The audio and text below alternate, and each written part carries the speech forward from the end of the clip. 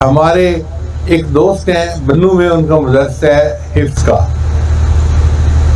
اللہ کی شان کے فوج نے وہاں پہ کینٹ کا چھاونی بنانے کا ارادہ کر لیا. وہ کہتے ہیں کہ میرے پاس علماء آتے تھے اور مجھے کہتے تھے کہ آپ جلدی اپنا مدرسہ کہیں اور شفٹ کر لیں، اگر یہاں کینٹ بن گئی تو یہاں تو بہت جو ہے سیکورٹی ہوگی، کوئی آئے گا ہی نہیں، تو آپ کا مدرسہ کیسے چلے گا. کہنے لگے، میں نے کہا نہیں، اللہ مالک ہے، میں بنی ہوئی عمارت کو چھوڑ کے کہاں جاؤں، میں یہی مدرسہ چلاؤں گا. میں بیٹھا رہا حتیٰ کہ کینٹ بن گئی اور فوجی آ گئے. کہنے لگے جب فوجی آ گئے تو اس علاقے میں تو کوئی چڑیا بھی نہیں پھٹک سکتی تھی، لوگوں کا آنا تو بڑی دور کی بات تھی. اب اندر سے پریشان تو میں بڑا تھا کہ اس علاقے میں مدرسہ کیسے چلاؤں گا.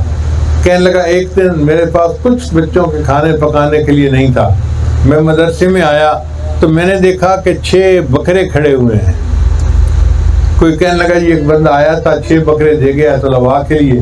میں نے کہا کہ اچھا ان کو ذبح کرو اور بچوں کو آج خوب جو ہے نا بہترین قسم کا بکرے کا گوشت بنا کے کھلاؤ. اب طلباء کی ہم نے خوب دعوت کی. دوسرا دن گزرا تو پھر بکرے آ گئے، پھر بکرے. ہر تھوڑے دنوں کے بعد بکرے آنے شروع ہو گئے. پہلے طلباء دال کھاتے تھے، اب طلباء کو اللہ نے بکرے کا گوشت کھلا دیا. کہنے لگے جب 4تھی 5ویں مرتبہ وہ بندہ آیا تو میں نے اس سے پوچھا کہ تم کون ہو. اس نے کہا کہ میں فوجی ہوں. میں نے کہا بکرے کیوں لے کے آئے ہو.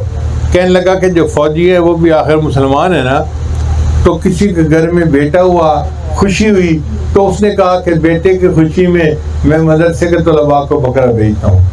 کسی کے گھر میں والدہ بیمار ہوئی، اس نے کہا کہ میں صدقے کے طور پہ بکرا بھیجتا ہوں، اللہ میری والدہ کو شفا عطا فرمائے. اب خوشی غمی تو ہر ایک کے ساتھ لگی ہوئی ہے.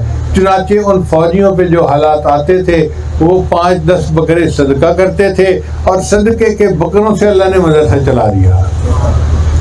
لوگ کہتے ہیں کہ یہ مدرسے بند کرواتے ہیں.